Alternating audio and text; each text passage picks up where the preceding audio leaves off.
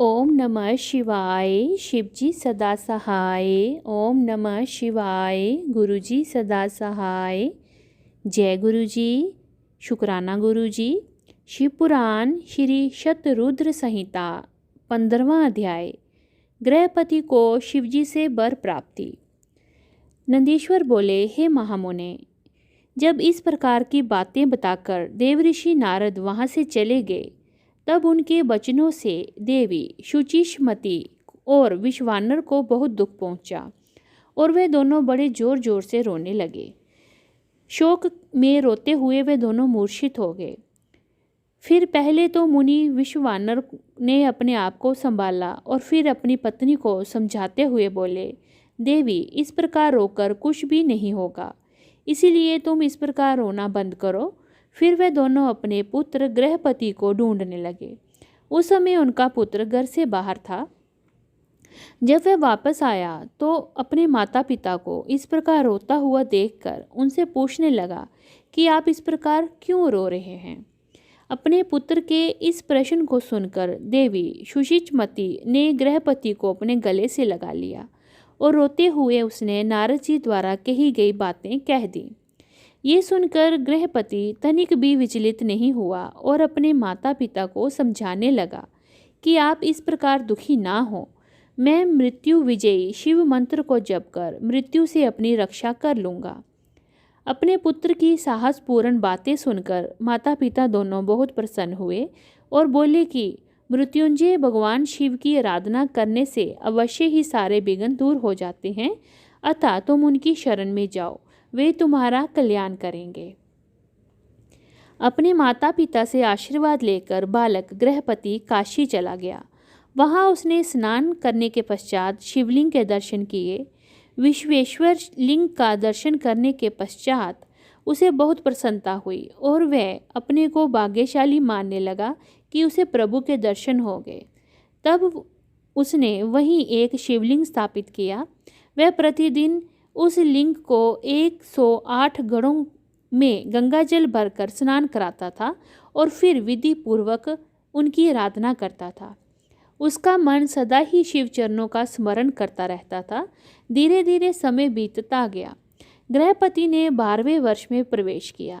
नारद जी की वाणी को सिद्ध करते हुए देवराज इंद्र गृहपति के सामने प्रकट हुए। इंद्र ने कहा, बालक, मांगो, क्या मांगते हो। तब इंद्र की बात सुनकर गृहपति ने उन्हें नमस्कार किया और बोला, प्रभु, मैं आपसे नहीं भगवान शिव से वरदान मांगना चाहता हूँ। आप चले जाइए। मैं शिव जी के अलावा किसी अन्य से कुछ नहीं मांग सकता, क्योंकि शिव ही मेरे आराध्य हैं और मैं उन्हीं का भक्त हूँ। गृहपति के इन वचनों को सुनकर इंद्रदेव क्रोध से तमतमा उठे। अपने ब्रज को निकालकर उन्होंने बालक को अपने पिता द्वारा बताई गई बातों को याद करने को कहा और वह डर से मूर्छित होकर वहां गिर गया। ये देखकर भक्त वत्सल भगवान शिव देवी पार्वती सहित वहां प्रकट हुए। जैसे ही उन्होंने गृहपति को छुआ, वह उठ खड़ा हुआ। अपने सामने साक्षात भगवान शिव और माता पार्वती को पाकर वे रोमांचित हो उठा। उनका रूप करोड़ों सूर्य के समान प्रकाशित हो रहा था। इस अद्भुत रूप को देखकर गृहपति मंत्रमुग्ध हो गया और अपने दोनों हाथ जोड़कर देवादिदेव महादेव जी की स्तुति करने लगा। तब भक्त वत्सल शिव ने हंसते हुए कहा, हे बालक, मैं तुम्हारी इस उत्तम तपस्या से बहुत प्रसन्न हूँ। मैं तुम्हारी परीक्षा ले रहा था। मैंने ही इंद्र को तुम्हारे पास भेजा था। तुम अपनी परीक्षा में सफल हो गए हो। तुम्हें डरने की कोई आवश्यकता नहीं है। तुम्हें कोई नहीं मार सकता। तुम्हारे द्वारा स्थापित किया गया मेरा ये लिंग संसार में अग्निश्वर नाम से विख्यात होगा और इसके तेज के आगे कोई ठहर नहीं पाएगा। ये अग्नि और बिजली से रक्षा करने वाला होगा। इस लिंग की पूजा करने वाले को अकाल मृत्यु का भय नहीं होगा। ऐसा कहकर भगवान शिव ने गृहपति के माता पिता को बुलाया और सबने मिलकर कल्याणकारी भगवान शिव का पूजन किया। तत्पश्चात शिवजी उसी अग्निश्वर लिंग में समा गए।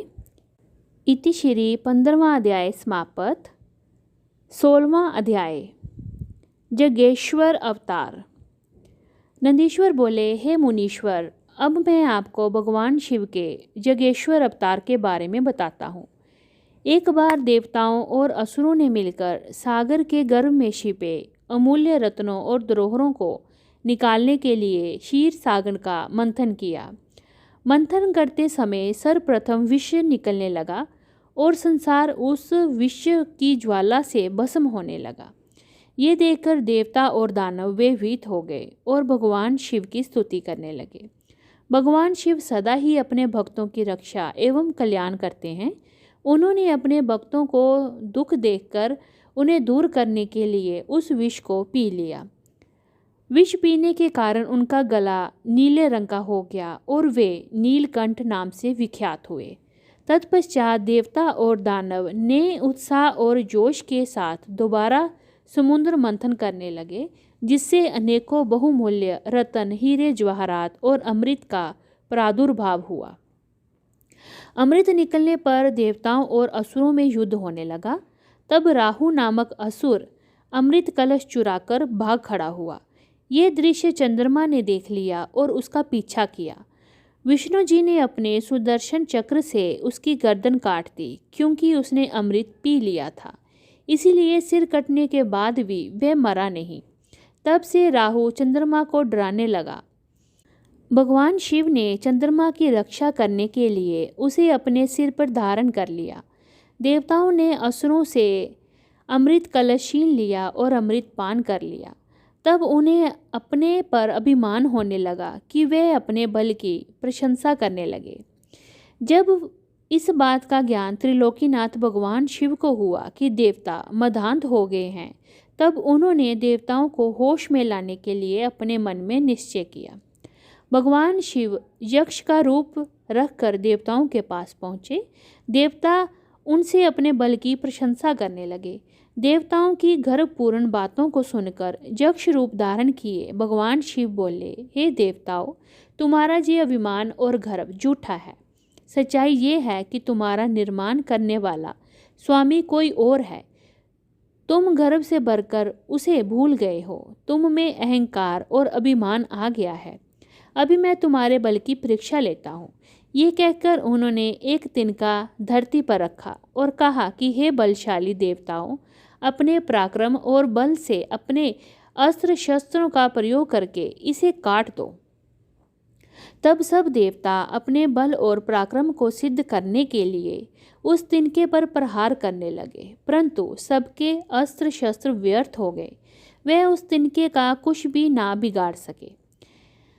वह तिनका अपने स्थान से जरा भी नहीं हिला। ये देखकर सब देवताओं को बहुत आश्चर्य हुआ।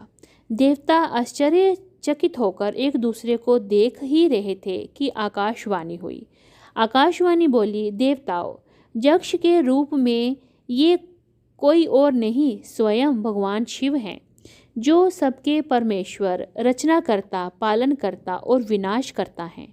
आकाशवाणी सुनकर सब देवताओं को अपनी भूल का एहसास हो गया और वे यज्ञेश्वर भगवान शिव को प्रणाम करके उनकी स्तुति करने लगे। शिवजी के यज्ञेश्वर रूप रखकर देवताओं का घमंड दूर किया और फिर सबको आशीर्वाद देकर वहाँ से अंतर्ध्यान हो गए। इति श्री 16वां अध्याय समाप्त। ओम नमः शिवाय। शिवजी सदा सहाय। ओम नमः शिवाय। गुरुजी सदा सहाय। जय गुरुजी।